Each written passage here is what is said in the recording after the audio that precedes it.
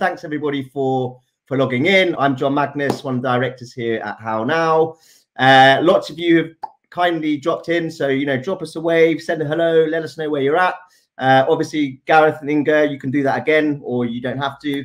And John, I was just essentially introducing you and saying that today's topic was upskilling during a time of downsizing, and there's another topic or a term that you've used, which is ethical offboarding, which is a really topical bit of content at the moment. It moves a little bit away from all of the normal COVID-related stuff. So we look forward to hearing what you got to say, really. So as I've just to repeat, this is being recorded, so we will be releasing this session in the next coming days. Send your questions, say hello, and then over to you, John. Fabulous. Well, look, it's great to see you, John. It's great to be here. I'm going to try and share my screen, and this is given the challenges that we've had up to now. I am dubiously optimistic. I'm pretty sure we'll be okay. He says. Okay, something is loading. All right. How does that look? Can you see that? Yep, it's loading. Yeah, we're good. Okay, fabulous, great. Hello everyone. My name is Jon Kaplan. I am a 25-year veteran of the learning and development industry. I started out my career as a high school teacher in inner city Oakland, California, 25 years ago, and gradually made my way into the corporate sector. And most recently, I was the Chief Learning Officer at Discover Financial Services, and I was there for about 12 years. And we did some really interesting things around upskilling and reskilling our employees. And I got really, really passionate about this about what the fourth industrial revolution is going to look like for workers. And I decided to leave Discover to start my own consulting practice, where I help companies work through how to take employees that that have a certain set of skill set that is perhaps well tailored towards current work, and reskill them so that they can succeed in the future of work.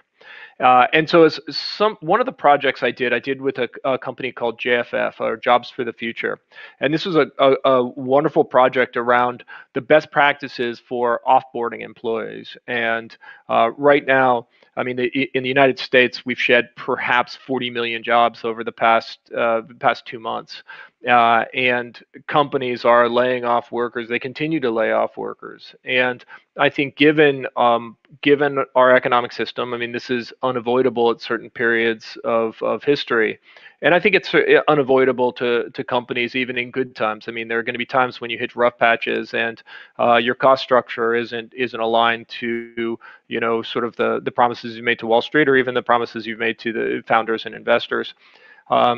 And so you'll have to go through these periods of downsizing. But there are ways of doing this that are we call ethical offboarding. And this is a project that I did with Kat Ward, who's she's one of the general managers at JFF. And what we tried to do is identify the practices that will help both the employee being laid off, the employees who remain, and the company as a whole. And I'll walk you through some of the results of this. We call it a better approach to layoffs, and I'll tell you how to get to the actual report. But really, ethical offboarding explained, it's really actions during downsizing that improve the economic prospects of the impacted employers or employees that you're going to lay off. They're actions that help increase trust and engagement and loyalty of remaining workers, and there are actions that reduce the employer's long-term operational exposure, often through reduced litigation risk. And we identified 4 different strategies. And we'll go through. I'll go through very specific approaches for each one of these strategies. So these are ordered in terms of the most proactive you can be to a sense the most reactive you're going to be. So given that you can prepare during good times for times of offboarding. And that actually starts with building a culture of resiliency. So some companies really focus on building that culture in which the employees are okay to leave, and they have the emotional reserves to succeed even if they are laid off.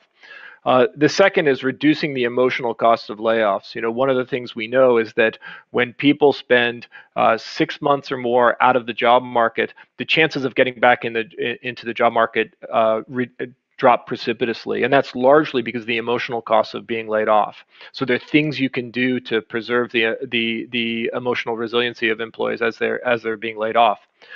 The third is helping displaced workers land on their feet, and this is probably most of what companies focus on. But the fourth is helping employees bridge into new opportunities. So I'm going to go through all these in succession. So there are a set of methods that we're recommending under each of these strategies, and I'm going to go through them all just one by one and tell you sort of what it looks like, and even give you some ideas of what the companies that seem like they're doing the best job in this area. And in the report, we actually have some best places to start, or so how do you get going in this area? So to start with building this culture of resiliency, the first method we talk about is investing in outskilling. And really what outskilling is, it's future-proofing the skills of your employees so that if something bad happened and they were no longer able to work for you, they could go get a job, ideally a job making with greater stability and higher compensation elsewhere in the economy. And there are two companies that are really doing an outstanding job in this area. So one, Amazon has the Amazon Career Choice program, and what they do is they actually pay the tuition for employees who want to transition their careers into fast-growing areas of the economy. So a warehouse work is it's starting work in the United States is not great work. I mean, it's really hard. It's not particularly well paying. And I think with all the reports we've read about the impact of COVID on the environment, I mean, it's a difficult job to have. But what they're doing is they're paying people to move into the nursing field, which is higher compensated, a greater stability, and I think that's a great example. Another company is McDonald's. McDonald's actually has their Archways to Prosperity program where they help employees get their GED, take English as a second language, get some college credit, and that actually, I mean, they don't harbor any illusions that everyone who starts as a fry cook at McDonald's is going to stay at McDonald's. They want these to be the best first job of their employees, and that they're preparing them to go into other occupations. So those are two examples of outskilling. The second method we recommend is supporting lifelong learning and career transitions. So there are some companies that do a really good job talking about learning as being a function of the job, that when you're in this company, when you're in the job, that we expect employees to learn, and that we expect employees to move throughout the company, and we welcome people leaving the company and coming back. And they value boomerang employees that leave the company and come back. Five companies that we think do a great job on this: Disney, Google, Starbucks, Unilever, and Walmart. And they all really focus on creating this culture of lifelong learning and really supporting career transitions. So I'm going to move on to reducing the emotional costs of layoffs. And we recommend two methods: one, offering severance buyouts, and two, adopting a layoffs with gratitude policy. So the offering severance buyouts, in any situation when you're laying off a large number of employees, there are some people who are actually ready for being laid off. They actually welcome being laid off. They're planning to retire anyway. They're at the end of their run at that company. I mean, if you haven't, I've been at companies many times when people would say, "Gosh, I wish I could get laid off. I'm kind of ready to go." And if someone could sort of bridge me into a new career or into retirement, I'd be really appreciative. And Boeing and Bayer are two companies that do a really good job of this. Is when they have to reduce, they offer buyouts to employees, and so they do voluntary terminations. So what that means is they're protecting the employees who are least ready to be laid off by gravitating towards the employees that are ready to go. So I think those are great examples, and they're not particularly costly. I mean, these are the type of programs that, for the same cost of severance, you can just offer it to people who are willing to go and who may end up leaving anyway. So Uh, the second method we promote is what we call layoffs with gratitude policy. And oftentimes, the most damaging aspects of being laid off is the feeling like you are not appreciated and that your contributions to the employer throughout the years weren't valued. And in fact, in some companies, they go to the what they say is they tell all remaining employees, or at least the remaining managers, that like, hey, this is an opportunity to cut dead wood. Like we have a bunch of non-performers, so let's use this opportunity to clean out the employees that aren't that good. The problem with this is that it's really damaging to employees who get laid off because they're given the message that they weren't valued, and that has emotional impacts, long after they leave the company. But it also ruptures trust with existing employees because the existing employees feel like, hey, the company wasn't good enough to explain to employees why they weren't great employees and help them improve while they were here, and then they leave. Is this the kind of treatment I can expect? And so, I mean, I think the thing is when you do a layoff, you have to be very careful about the remaining employees. What message are you sending to the remaining employees?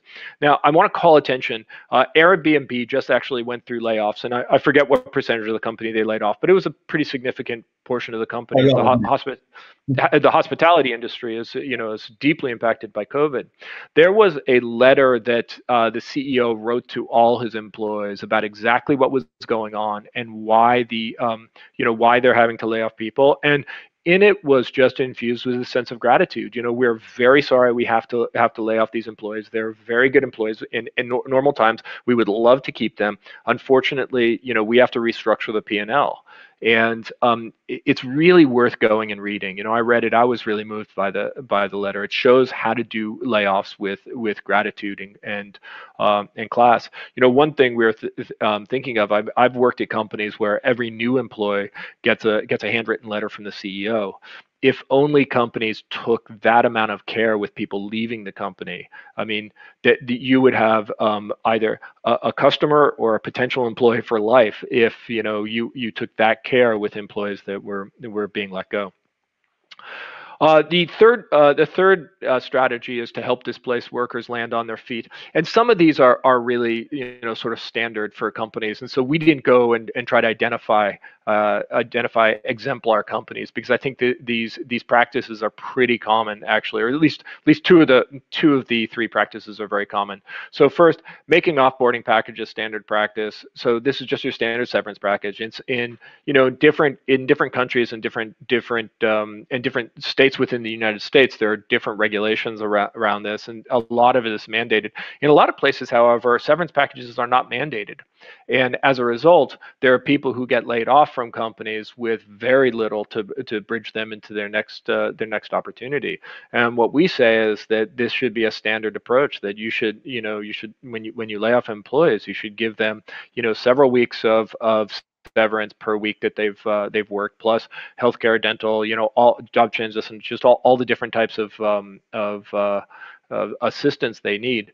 One thing specifically, education benefits, and that's becoming more and more prevalent in the United States, whereas employees are getting laid off. One of the things they provided is the benefits to retool their skills so that they can move into another role. The second method we recommend is ensure the termination process is really managed flawlessly. And so termination processes in big companies, they're really complicated. I mean, when you have an employee, you have to make sure that you get all of their assets back, that you turn off their access, that they have that their severance is appropriately paid out, that they have access to ongoing medical care. Problem is that this is typically, companies look at this as a cost, as just managing this process as a cost only, and oftentimes they outsource it to companies and try to squeeze as much cost out of it as possible. And as a result, oftentimes these processes aren't actually very well managed. And just when an employee is sort of as low as they'll be in their career, they're struggling to make sure that their ongoing health care is paid out appropriately. Now, companies spend a lot of money ensuring that their onboarding process is flawless, and they want to make a really good impression on new employees and doing all sorts of things. I remember at Discover, we gave people there's sort of a welcome package, and it had It had lunch cards in it so that they wouldn't have to spend any of their, if they didn't have a Discover card, they didn't have to spend cash in the cafeteria. They could just use a prepaid card. We did all sorts of things for employees. It would have been really nice to have exactly that same level of diligence to the offboarding process. The last method in this area is really providing support from dedicated and knowledge HR professionals when people are laid off. Oftentimes this is outsourced, and the truth is that this is very, very complicated, and sort of exactly what benefits last for what period and all of that. You can really, it's very hard to articulate that all in just a set of documents that are written in legalese. And if you have actually dedicated HR professionals who can help explain this to employees and actually be on call for the next several months to explain anything that the employee needs explaining as they're transitioning out of the company, that's really valuable. So on method 1 and method 3, we didn't identify any exemplar companies. A lot of companies try to do these things well, and just there weren't a lot of standouts. Method 2, we actually couldn't find one company that said we're really proud of our termination process, that we actually have invested in our termination process to make this as flawless as possible, because we take it as a matter of pride that not only are we going to onboard employees successfully, but we're going to offboard employees in ways that preserve their dignity and their emotions as much as possible. So the last strategy is helping workers bridge to new opportunities. And there are 3 methods that we recommend here. The first is building partnerships with local community-based organizations. So, in the United States, there are community-based organizations, there are nonprofits, there's this vast array of services available to people who are unemployed. And really smart companies, what they do is they build partnerships with those companies. So as employees are leaving, they can avail themselves to those services offered by those community-based organizations, but often so that they can onboard employees in good times from those nonprofits that have been working on skills and abilities of workers who are unemployed at the time. So the Best Buy does a great job of this. They've built a bunch of partnerships with community-based organizations. I think Goodwill is one of their partners, but I'm really impressed with what Best Buy has done. The second method we recommend is credentialing skills and abilities of employees, and there are a bunch of companies that do this. Google does this, IBM does this. The idea is that it's oftentimes very hard to take your resume and take it to another company without some sort of independent validation that you have the skills that you're articulating on your resume. And what some companies are doing is they're trying to use third parties to validate people's skills and abilities as they leave the company. I know there's a company called Credentialing that is doing this, that creates these certificates, and I think this is a great way of ensuring that employees, they can transact on their past experiences. And the challenge for employees oftentimes is they leave the job and they can't transact on employees, oftentimes because the companies are very reticent to provide letters of reference. And so letters of reference, at least in the United States, it's just a brief letter that says, hey, this person worked for us, I thought they're a good employee, here are the skills and abilities they did, here are some of their accomplishments. In the United States, what most companies have done is they've gotten rid of all of that, and they say the only thing they will verify is a person's title and their dates of employment. And the reason for that is that they're fearful of litigation. That if they don't provide a positive review of a person, that the person can sue the company for disparagement. And there's actually a very simple way around this, and it's a waiver. So you can have any employee sign a letter of reference waiver and saying, I will waive you of any liability for anything that you might write in a reference. And you can even say, and particularly, I'd like these things said in a letter of reference. So actually the employee who's signing the waiver has some degree of confidence that they're actually going to have a positive reference. These things are actually not hard to do, and not a lot of companies do them. And we couldn't find one company that does a really good job at this. But giving employees an opportunity to craft their letter of reference on the way out, or at least to waive the liability if they ask for a letter of reference, it actually also has the benefit of helping the company avoid litigation and avoid the problem when what happens in a lot of companies is that their managers will write unauthorized letters of reference, because they want to help out their former employees, and then then the company has an internal problem of people writing unauthorized letters of reference, and that's really when you get some litigation risk. So anyway, those three, building partnerships with local community-based organizations, credentialing skills and abilities of employees, and providing meaningful letters of references. So those were all I think we came up with 10 different approaches for ethical offboarding. Those are examples. If you want more information, you can go to jff.org. There's a toolkit called a resource, a better approach to layoffs, and all of this is presented in a lot of detail there. And I think now is the time. We've gotten just overwhelming response from this that companies are really appreciative. That's super interesting, and I love the concept of ethical offboarding. I think when I think about offboarding, I don't ever think I have thought about offboarding in the way that you describe it. But typically, and I have worked at some big companies, typically it's an exit interview. Let us know your thoughts. What went wrong. Thank you very much, and we'll see you in the pub or the bar. You have a few drinks, and that's it. So, I love all of the stuff you put. But how are we? How are you? How's one going to start to foster that culture where people are spending and investing more on ethical offboarding? Because we all know in learning it's all about onboarding, but how do we start to get companies to focus more on that offboarding part? How do you do that? Yeah, I think what's tied together is the offboarding and the onboarding. And I think companies are realizing right now, with the advent of the fourth industrial revolution, that they have a large number of employees that are not capable for the future of work. And I think more and more companies are realizing that they actually have to spin the cycle of talent acquisition, and they actually have to start acquiring talent that actually has upgraded skills. And as they're doing this, I think more and more companies are thinking about, gosh, if we're going to start spinning through our talent, and we're going to start offboarding, we want to make sure that we go through our talent and we make sure that they are as prepared as possible to take some of those jobs that are coming up in. And all of these things actually help create talent acquisition pipeline. It not only upskilling does, all of sort of the how do you provide the right benefits to an employee, because employees oftentimes they want to come back to the employer that they worked with, especially if you articulate a sense of gratitude for their work. Oftentimes they say, yeah, I'm gonna get a new job there, and leaving people in a place where they actually are capable to come back and work for you is a huge plus. Yeah. So I think we're going to see more employees focused on that. Okay, well, I look forward to that. So we've got a question here from Inga Loff in South Africa, I believe. She says, from a moral perspective, how does one let employees go during a period where the entire economy has essentially shut down?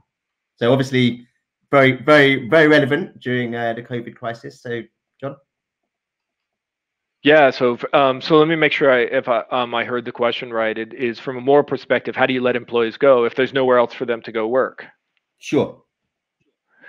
Yeah, it's a difficult question. In the United States, at least, it is. There has been probably 40 years since Milton Friedman really started this, where the most ethical. He articulated the most ethical thing that companies can do is focus on shareholder value.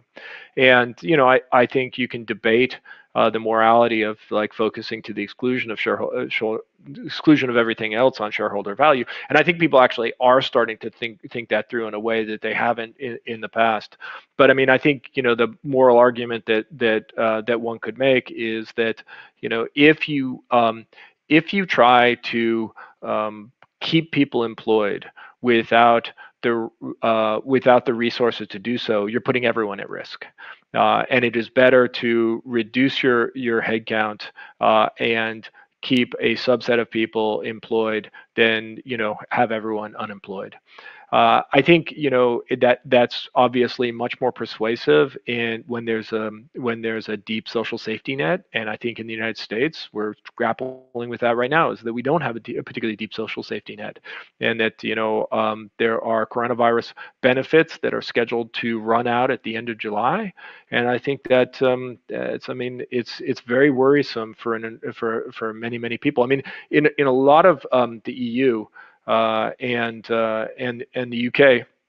The approach is to pay companies to keep their or pay employees what they were making at their previous company, and or pay directly to employers to keep their employees employed. And that's not the way. We have a very fragmented system in the United States, where actually unemployment is handled at the state level, and so anytime you have a federal unemployment benefits that actually have to work as grants to the states, and states do it differently. So I mean, it's very complicated in the United States, and I think there's a very good argument to make that that our social safety net is not deep enough, is not tight enough to withstand a crisis like we're currently going through. I guess do morals go out the window then in terms of economic crisis? Yeah, I mean, I guess I would hope that that's not the way to think about it, is that that morals go out the window.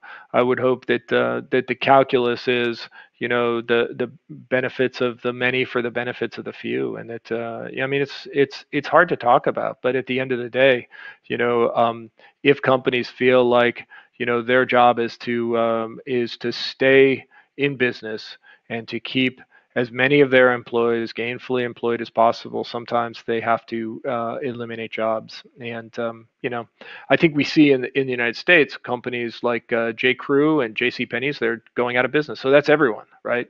Yeah. And I would assume that if there was a way to reduce a fraction of the employees and stay in business, they would have done it. Yeah, I mean, there is no right answer, and it's a tricky topic.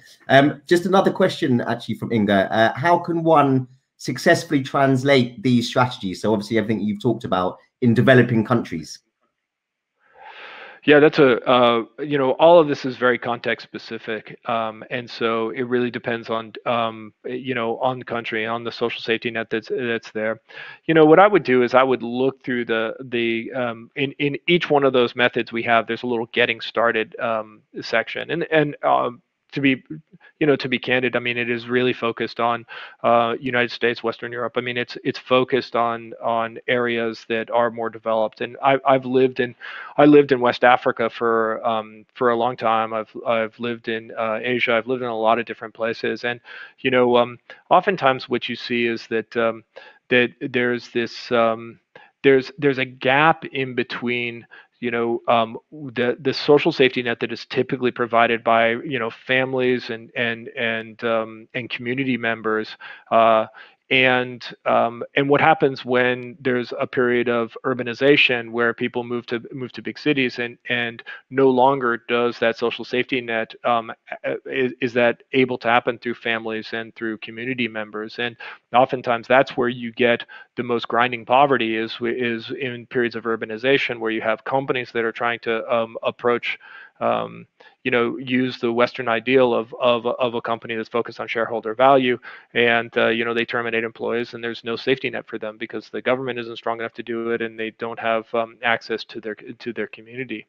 And so I don't know if there's a great answer, but I would say it probably depends on country by country.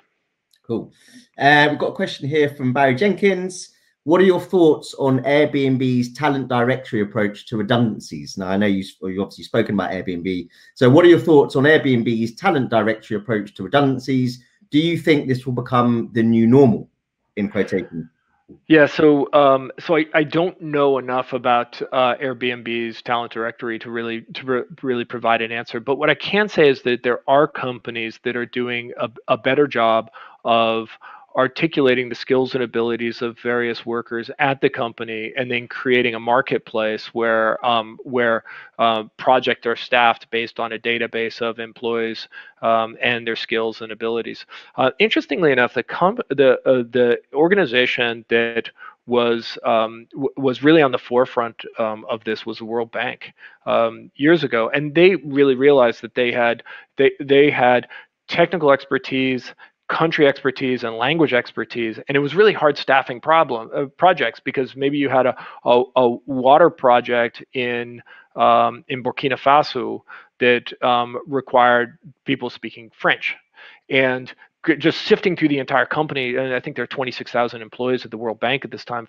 Finding the employees who could actually staff these projects was really hard. So they created a talent database where they could actually mine the database and figure out who was coming open off of projects and how they could be restaffed. Workday does something really similar, and I think that this is so. If Airbnb's approach is anything like this, I think it can be really helpful for a couple of reasons. One is it allows you to credential your skills and abilities. Two, it makes it really clear within the company what skills and abilities are valued. And so it creates a premium on employees who can actually develop the skills and abilities that are valued, and allows them to develop themselves. So if they do get laid off, they actually have opportunities based on those skills and abilities. And then it also allows you to take a transcript of some sort to another company saying, hey, here's how the World Bank, here's how Workday articulated my skills. And, it should be good enough. It was good enough for them, should be good enough for you. Cool, good. Just going through lots of questions here. So let's go for another one. Would it be fair to say that the level of dignity people are laid off with is directly proportionate to the level of the organization's maturity? So I guess, depending on how long they've been going for, you think there's a direct proportion about how they do the offboarding? I'm gonna answer definitively no. That the two are I'm not sure the two are entirely uncorrelated, but I don't think they're that highly correlated. And I'll give you an example. I mean, Airbnb is not a particularly mature company, right? And they managed to lay people off with a high degree of dignity. I'm really impressed with what Airbnb did. I'll give you another example. I was actually employed by earlier in my career by a company that was purchased by another company. I think there were 15 or 20,000 employees at the acquired company. So I had 19,999 fellow employees, and they had to do a layoff, and just to get the balance sheet in order, they decided that they're going to lay off sort of 15% of the acquired company. Now there are many ways that you can do this, and I'm going to describe the way they did this. And this was a very mature company. What they did is they told everyone of the acquired company, they said, hey, on Thursday such and such, pack your things and leave the company like you're not coming back. On Saturday, you'll get a registered letter that tells you whether or not you're welcome back. If you're not welcome back, you'll get your terms of your severance, all the details of your departure in that letter. So 20,000 employees went home with a box of stuff and waited to find out whether or not they're going to be laid off. Now, I had a high degree of confidence I wasn't going to be laid off, and I know there are a lot of people who didn't have weren't concerned that they're going to be laid off, or at least not a high level concern. But that's 20,000 employees that they decided, that they were going to give a kick in the teeth to.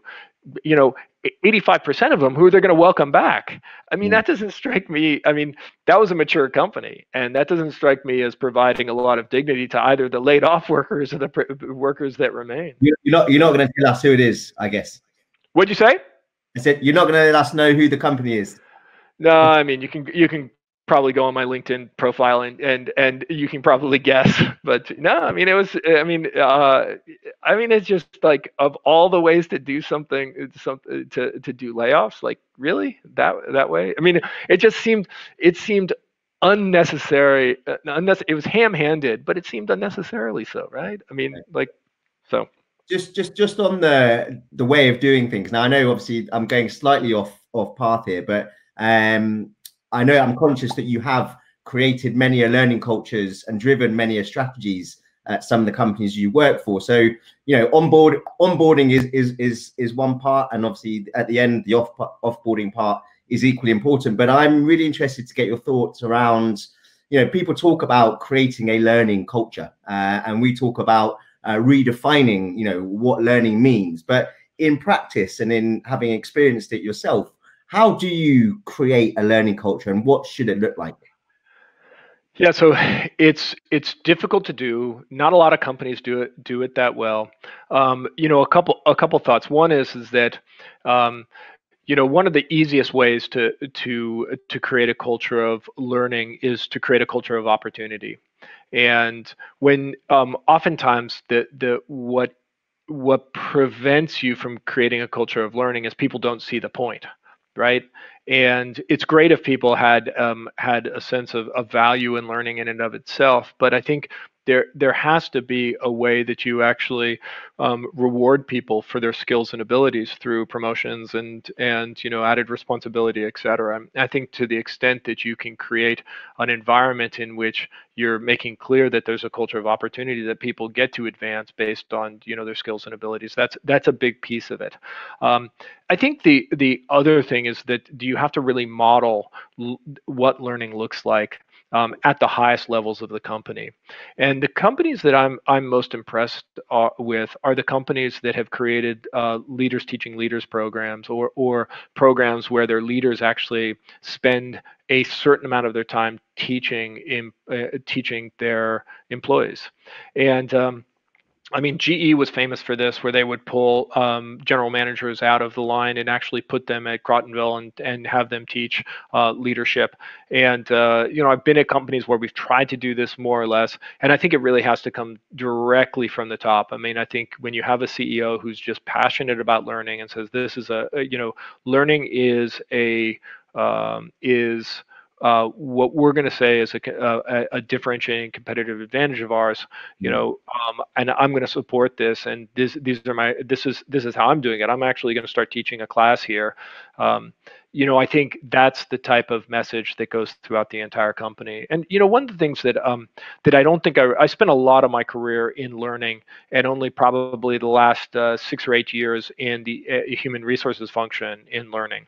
And it was in that function that over the past 6 or 8 years where I really learned how critical it is that you have C-level support on some of these big cultural initiatives. And it's all these learning programs really are only valuable to the extent that you have the entire C-suite aligned and supporting. And I think creating a learning culture, it's critical that you have the CEO who visibly articulates his support. Yeah, it strikes me, John, that maybe, I don't know, just thinking out loud, perhaps if you don't have C-suite support and the CEO isn't driving a good and efficient and productive learning culture, then maybe you're not going to get the same type of efficiency when you offboard. So if you're not investing in learning, are you by default not investing in, or facilitating the offboarding culture that you've described?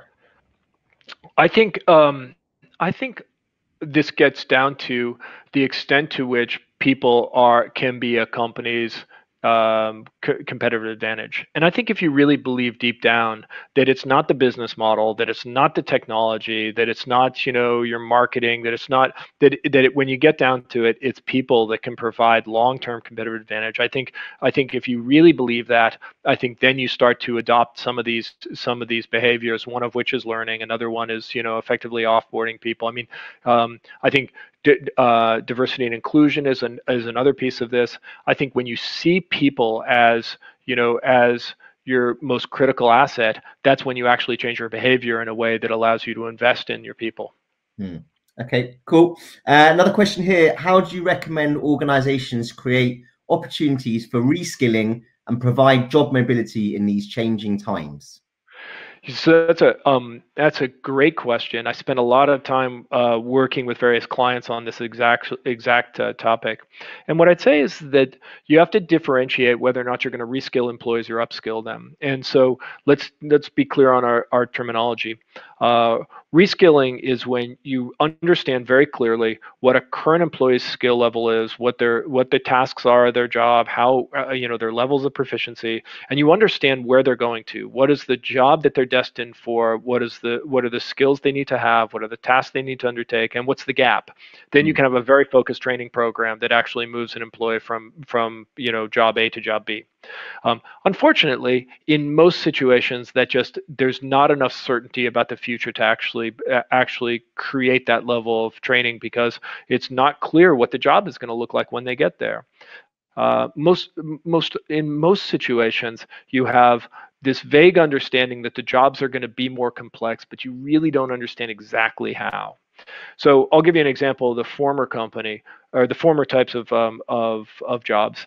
Telecom is a really good example where a company can take 5 to 10 years to move from one generation to another generation. So when they're going from fourth generation to fifth generation, or third to fourth, the technology actually has to be pretty well defined early on, and then you actually have to go through and train your staff.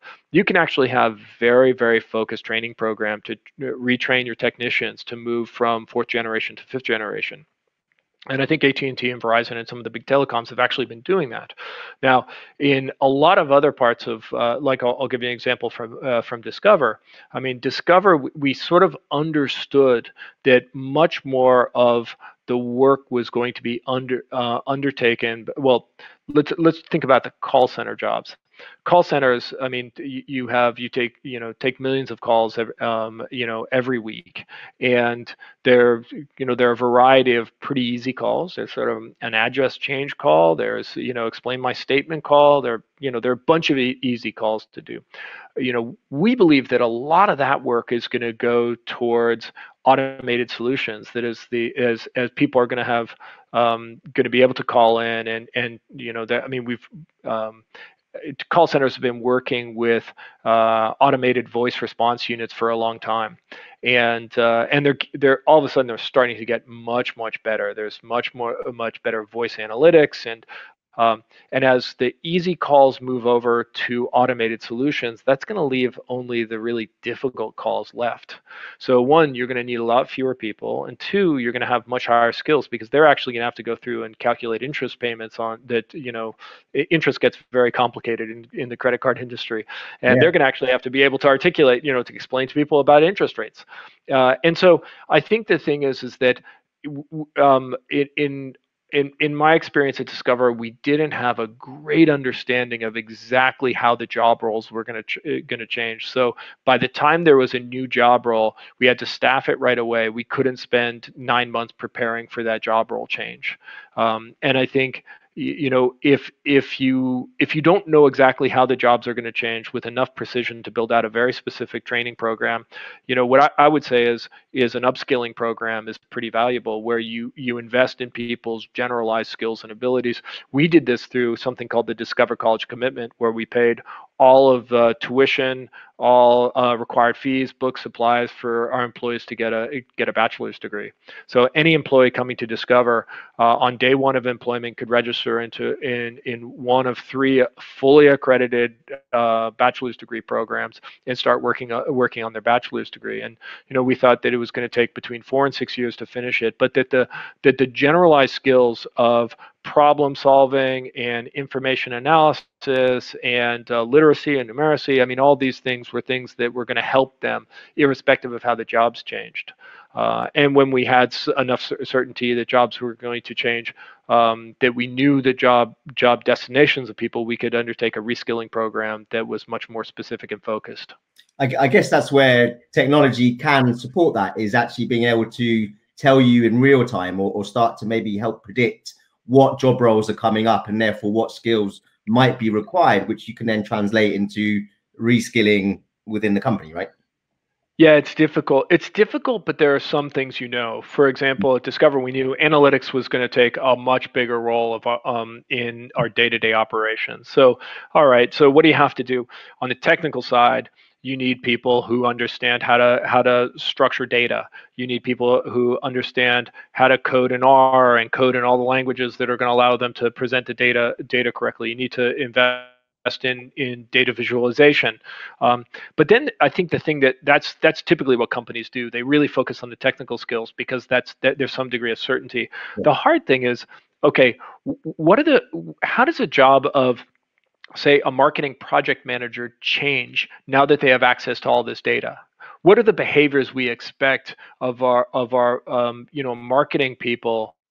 How do those change given that now we have all this data? We expect them to make data-driven decisions. How do we reskill them? And so I think it's really easy to understand from a technical perspective how the job roles are going to change, but it gets much more difficult when you think of the concentric circles of how that data impacts other roles within the company. And it's hard enough to do it with sort of the first order change, but the second order and third order and fourth order, it gets difficult. I feel like this is worth another webinar, John, at a later time. So I think there's quite a few more questions, but I think just for purposes of time, we'll probably wrap up now. So just want to say thank you so much for coming on. It's been a real pleasure. I love the topic, and it's been really interesting to hear what you've got to say. Perhaps let everybody know where they can find you.